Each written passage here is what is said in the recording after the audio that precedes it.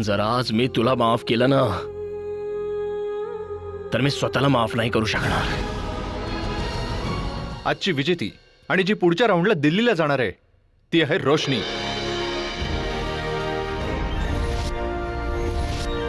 एका छोट्या शहराची कर्नालची राहणारी आहे. इथेच कायमची राहील. हे शहर सोडून कुठेच जाणार नाही. तुमचे हे उपकार तर मी कधीच फेडू शकणार नाही, पण आपली सोबत इथपर्यंतच होती.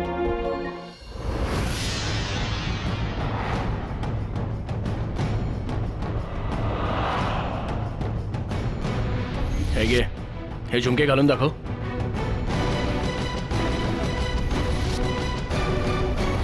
अरे जा, झुमके तर घालू शकला नाहीस, तू काय खरं वधवून घेणार? ए कद्दू कुमारी थांब.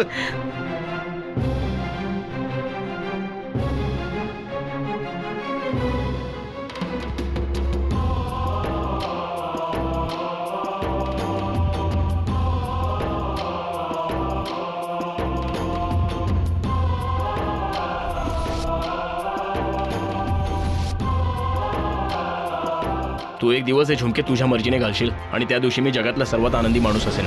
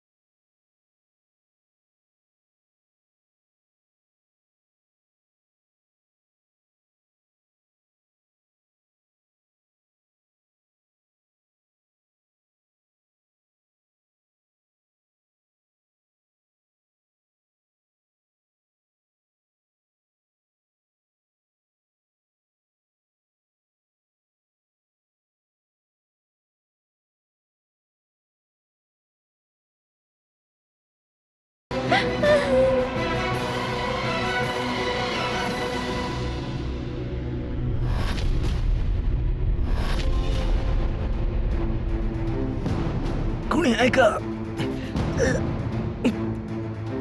बाहेर या, पाय काढा. भाईजी नाही होत आहे.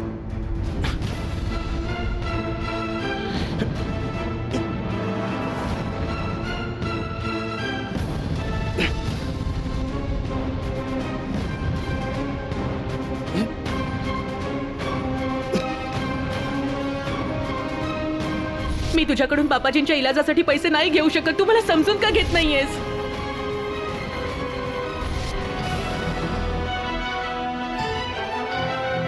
भाईजी तिकडे खेळ आहे.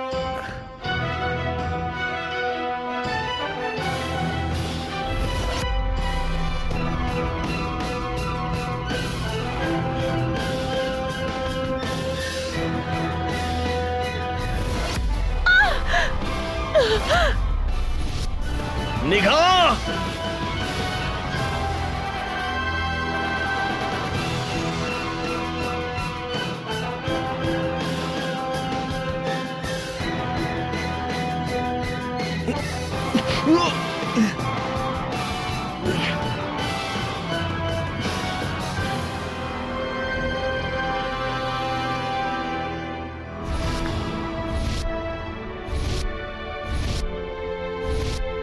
भाईजी तुमचा हात द्या. भाईजी भाईजी असं का करताय भाईजी? नशिबाचा काय भरोसा, कसं आयुष्य बदलून टाकेल. बस इथपर्यंत सोबत होती, आज नशिबाने आपली साथ सोडून दिली आहे. हात द्या भाईजी तुमचा. भाईजी हात द्या तुमचा. भाईजी मला कोणत्याही मदतीची गरज नाहीये. तू जा इथून, चल. पण भाईजी मी तुम्हाला असं कसं काय सोडून जाऊ शकतो? अरे बोललो ना, चालतो. जर तू आता इथून गेला नाहीस ना तर मी परत तुला या गाडी खाली टाकीन. बाबा चला. ठीक आहे भाईजी.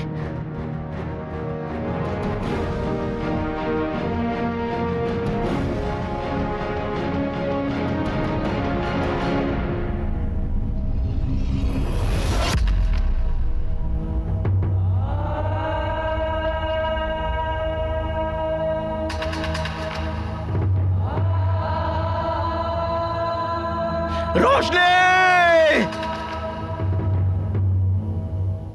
दीदा, रोशनी बघा ही आली. दीदा, का आलीस बेटा?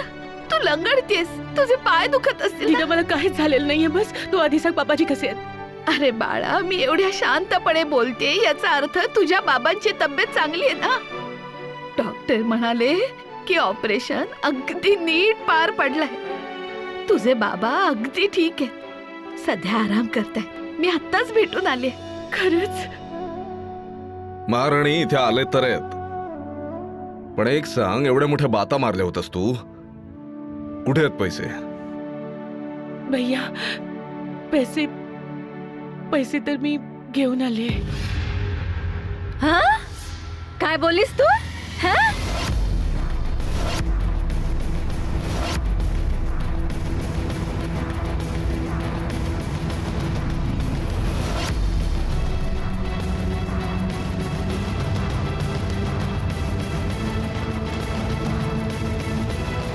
हे पैसे पूर्ण आहेत? हो बुवाजी, पूर्ण पैसे. पूर्ण आहेत. अच्छा, घे, पकड तुझे पैसे. हे, तुझ्या कानाला ही जखम कशी झाली? तुझा कान कसा सुजला? तुला लागले? दाखव. अरे देवा, अजून किती परीक्षा बघणार आहेस माझ्या पोरीची? ए आई, तू ना आता देवाला दोष देणं बंद कर. अजून किती परीक्षा बघणार आहेस? चुका करणार ही आणि तू दोष देणार देवाला. ए महाराणी, आता बोलणार आहेस का? ही जखम कशी झाली ते? ते बुवाजी, ते उशी तडकून कानातलं खेचलं गेलं आणि त्यामुळेच कान कापला गेला. कानातलं उशीत अडकलं आणि त्यामुळे तुझ्या कानाला जखम झाली? उशीमुळे जरा जास्तच जखम नाही झाली का तुला? खरं खरं सांगून टाक, काय झालं ते? ते बुवाजी, ते कानातलं धारधार होतं ना, म्हणून. ऐकलंस आई? सुरी धारदार असते माहित होतं, आता कानातले पण धारदार झाले. तू मागे हो, जरा मला बघू दे. अगं, कान दाखव जरा तुझा. बुवाजी, ते पैसे मी जमा करून येते. मला पैसे जमा करायचे. मी अगं, आधी बस मला लगेच तुझं कान. येते.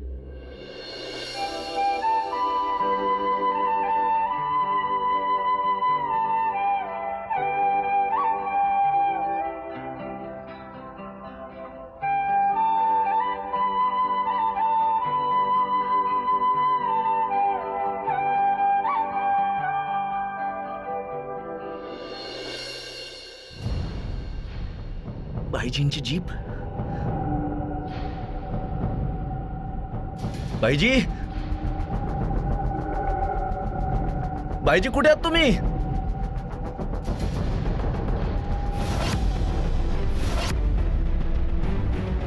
भाईजी, भाईजी, भाईजी, हे सगळं कोणी केलं भाईजी? तुम्ही फक्त त्याचं नाव सांगा, मी त्याला जिवंत नाही सोडणार भाईजी. जेव्हा स्वतःचं नशीब खराब असतं ना, तेव्हा दुसऱ्यावर रागवण्यात काही अर्थ नसतो.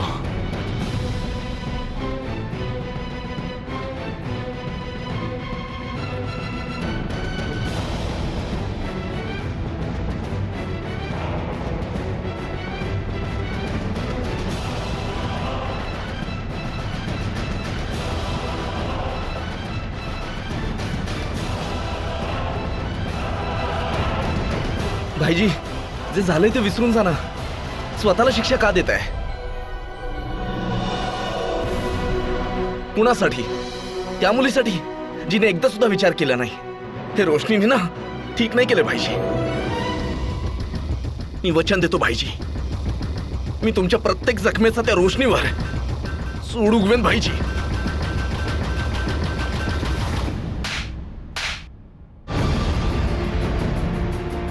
बस, आता अजून एकही शब्द बोलू नकोस. जे काही त्या डान्स हॉलमध्ये झालं ते डान्स हॉलच्या आतच राहिलं पाहिजे. आणि जर बाहेर कोणाला काही कळलं ना तर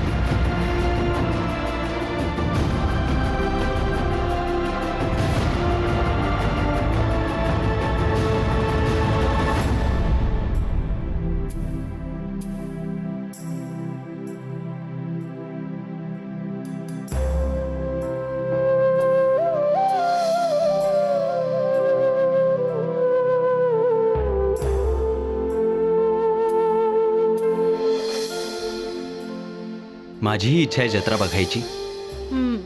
मी तुम्हाला जत्रा नाही दाखवू शकणार. मी अनोळखी लोकांकडून भेट स्वीकारत नाही आणि मला त्यांच्याशी माझ्या जीवनाविषयी बोलायलाही आवडत नाही.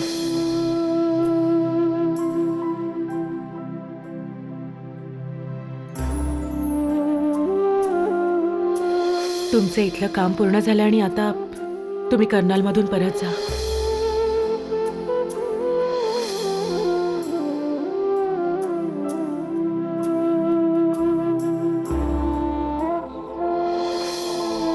मी खूप खुश होते माझ्या आयुष्यात, जोपर्यंत तुम्ही माझ्या आयुष्यात नव्हतात.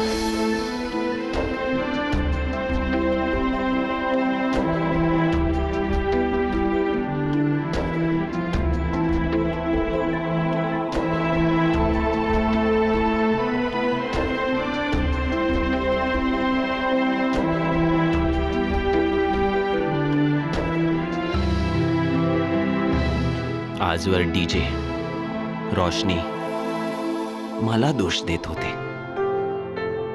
की माझा तुझ्यावर विश्वास नव्हता. हे आपण मध्ये कुठून आलं? ही माझी एकटीची लढाई आणि आपली सोबत इथपर्यंतच होती.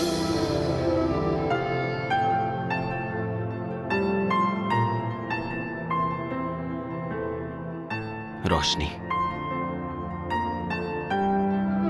दिवा तर आपण एकत्र पेटवला होता, पण आता तुमच्या मनात माझ्यासाठी काही जागा नाहीये. तर हा विझला तरी काही फरक नाही पडणार. आणि तसंही तुम्हाला जे हवं होतं ते तर मिळालंय. काका बरे झालेत.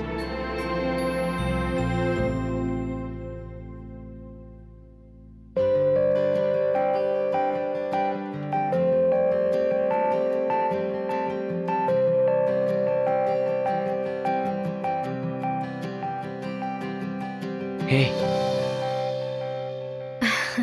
आकाश, तू बॅग सुद्धा भरलीस? हो, बरोबर आहे.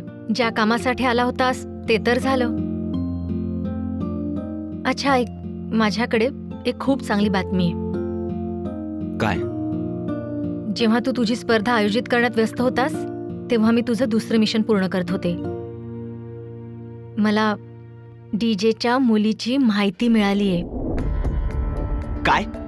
रेवा, मी तुला काय म्हणालो होतो? डीजेच्या मुलीच्या विषयाला आपण हात नाही घालायचाय. रेवा, मी त्यांना वचन दिलं होतं की मी हे सत्य नाही शोधून काढणार. मग तू हे का केलंस? शांत हो. आपण डीजेला दिलेलं वचन तोडलं नाहीये. काय? कारण मी या सत्याच्या शोधात गेले नव्हते. हे सत्य स्वतः चालत माझ्याकडे आलं. तू हे काय बोलतेस? ऍक्च्युली मी सुरेंद्र काकांना भेटायला हॉस्पिटलमध्ये गेले होते आणि तिथे ती राधिका नर्स आहे ना, ती मला भेटली. आणि राधिका एका गुप्तहेराला मदत करण्याच्या नादात ती माझ्या मागेच लागली. आणि जोपर्यंत मी ही फाईल तिच्याकडून घेतली नाही ती गेलीच नाही. आणि या गडबडीत मला सत्य कळलं.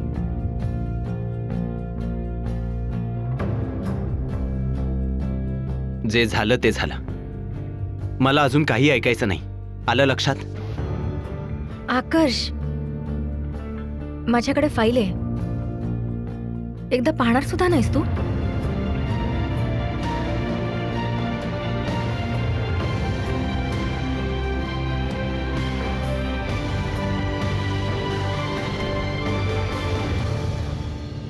तुम्ही खूपच नशीबवान आहात म्हणून तुम्हाला अशी मुलगी मिळाली.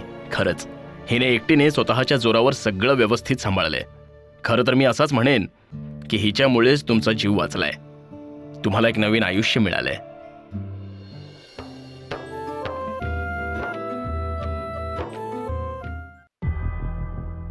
हे जरुरी नाहीये की आपण डीजेच्या मुलीला ती जिवंत असण्याची बातमी सांगणार आहोत, पण आपण कमीत कमी डीजीला हे तर सांगू ना की त्यांची मुलगी कशी आहे.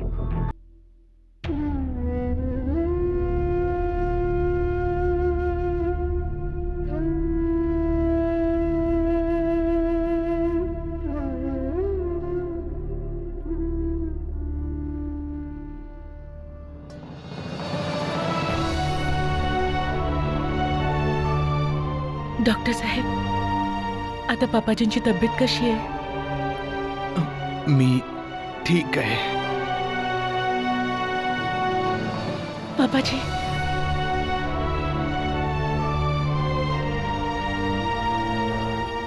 मिस्टर कंवर, तुम्ही खूपच नशीबवान आहात म्हणून तुम्हाला अशी मुलगी मिळाली. खरंच हिने एकटीने स्वतःच्या जोरावर सगळं व्यवस्थित सांभाळलंय. खरं तर मी असाच म्हणेन की हिच्यामुळेच तुमचा जीव वाचलाय. तुम्हाला एक नवीन आयुष्य मिळालंय.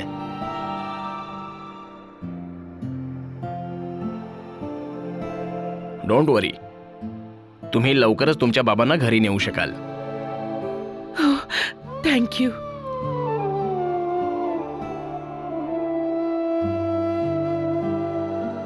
पापाजी, दीदाला तुम्हाला भेटायचं होतं.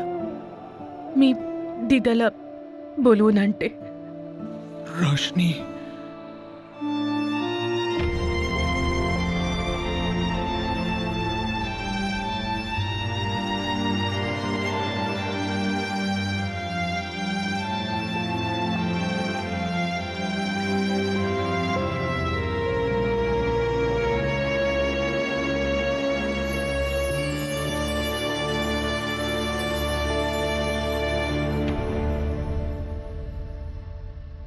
डॉक्टर साहेब खरं बोलत होते. माझं नशीब खूप चांगलं आहे जी मला तुझ्यासारखी मुलगी मिळाली.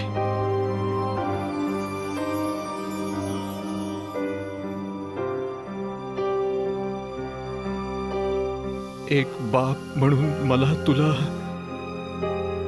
जगातली सगळी सुख द्यायची आहेत, पण तुझ्या या बापाकडे आशीर्वादाशिवाय दुसरं काहीच नाही.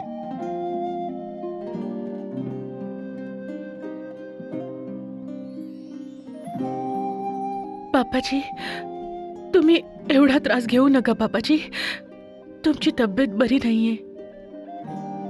तुम्ही आराम करा.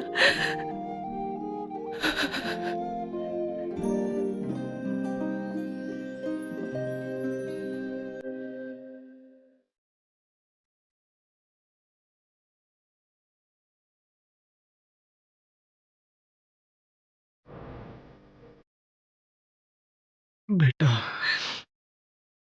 मला माहिती आहे की मी नेहमीच तुझ्याशी कठोरपणे वागलोय. मला ही भीती होती की तू तुझ्या आईच्या पावलावर पाऊल ठेवून तिच्यासारखी तर बनणार नाहीस ना.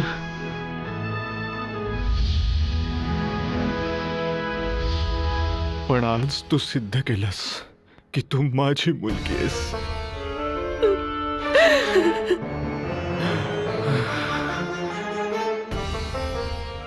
रोशनी, तू रडतेस का बेटा?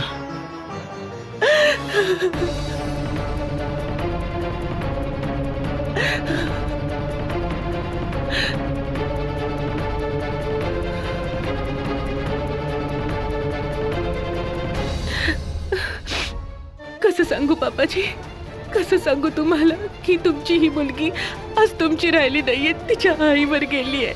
शेवटी त्या रोशनीच्या नशिबाने तिला दगा दिला तर, पण जोपर्यंत मिनीला भेटत नाही मी कोणताच आनंद व्यक्त करणार नाही.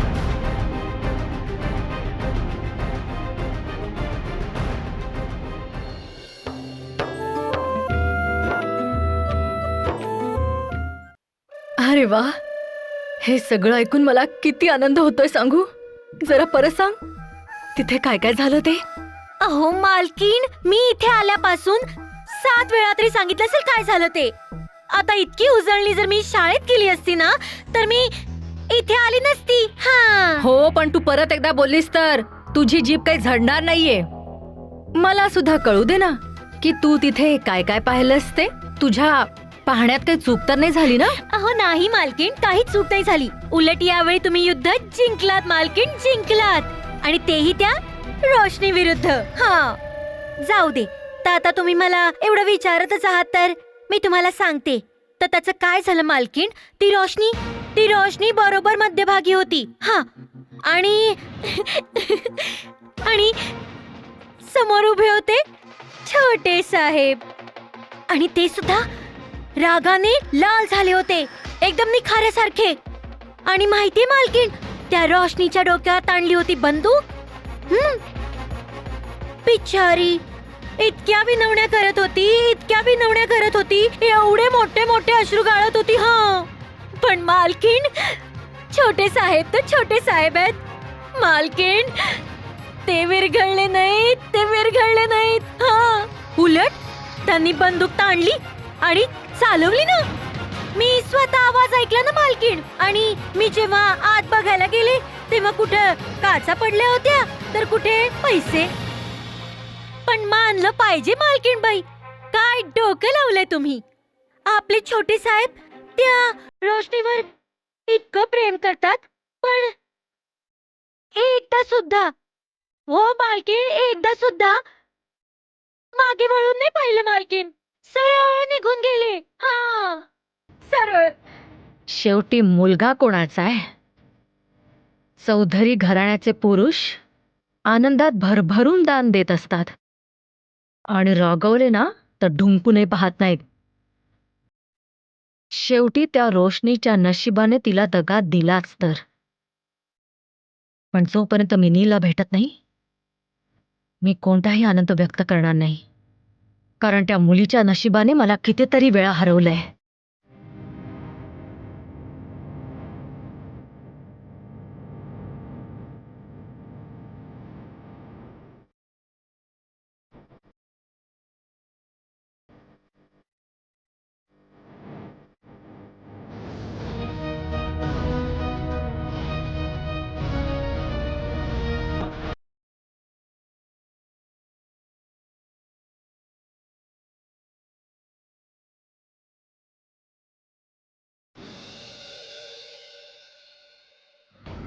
हे सगळं काय तू मागवलंयस हो काय. अम्मा, हे सगळं सामान मी मागवलंय. मला माहिती आहे तुम्हा सर्वांना रोशनीसोबत माझा साखरपुडा करायचा आहे, पण मला रोशनीसोबत साखरपुडा करायचा नाहीये.